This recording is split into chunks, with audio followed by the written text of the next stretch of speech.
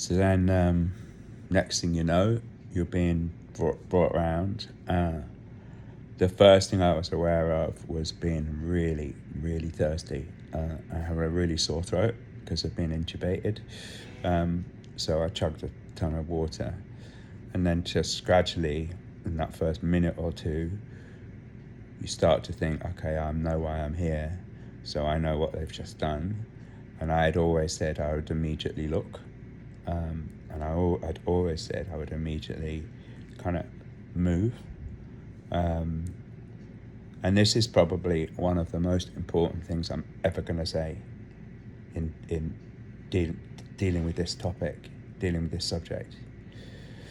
And that is, nobody will ever prepare you for how you feel when you see that you've lost a part of your body.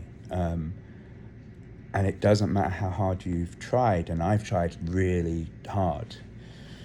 I'm not saying this is like, this is the worst thing ever, you'll never recover from it. I'm not saying that, because I know that I will, but I am saying it's unlike any other feeling that I've ever had in my entire life, unlike anything I've had.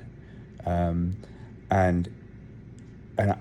even having experienced it today, for anyone who's watching this who's about to go through the same thing, I can't tell you what you should do, how you should prepare for it, other than to say it's unlike any feeling that I've ever had. And look, right now, I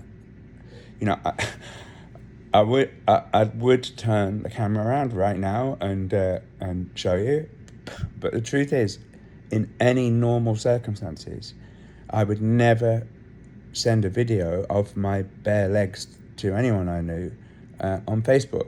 So I ain't gonna start now, just because I've got half leg missing. But I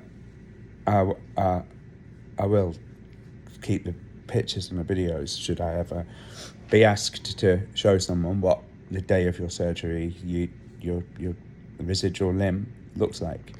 And of course, this it's all heavily bandaged. But then the weirdest thing, and this has been the weirdest thing all day, is that I hadn't thought about the fact that, right, so just so you know, this is like from, 16, 17 centimeters, 20 centimeters maybe, underneath my knee, down my shin, right? That's where the amputation took place. So that's a lot of weight, right? The bottom of your leg and your shin and your foot. And I just hadn't thought about, people talk about your balance and stuff, but I hadn't thought of it in that context. So actually, if I lift my thigh, it feels like, in that Pixar movie, Big, when the old man's house finally gets picked up by all those balloons, right? And it just very slowly lifts off the ground. That's what I feel like just going on with my foot.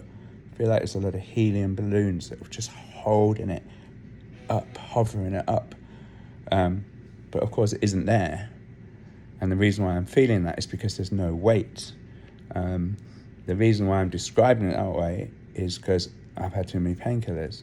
But that's exactly how it feels. It feels like the foot's been held up by helium balloons. So anyway, then I was there for a while, and then they brought me into this room, which I was really glad to get to.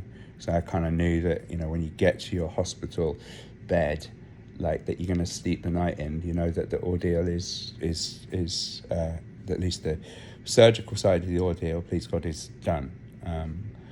And you can kind of get your hands on your own stuff a bit, and that it was a long while to be down in kind of surgical care.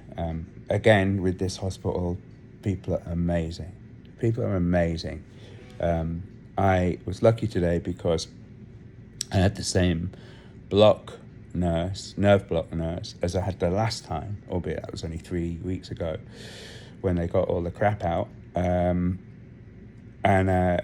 that was really good because I recognised her straight away and said, "Oh, you see loads of patients I know, but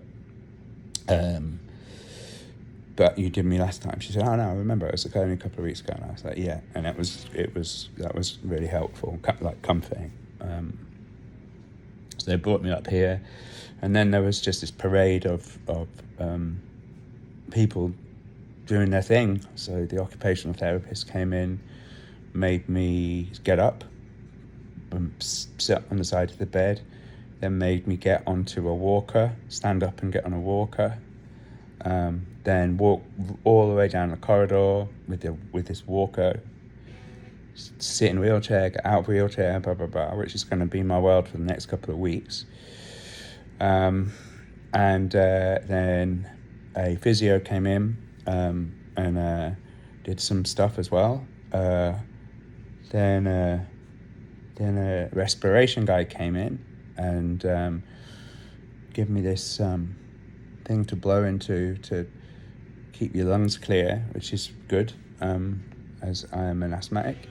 And it was kind of like constant. And then finally I fell asleep and have been sleeping on and off in between the gaps of people coming in ever since. And then I ate. I was hungry because I've not been eating well. So that was good.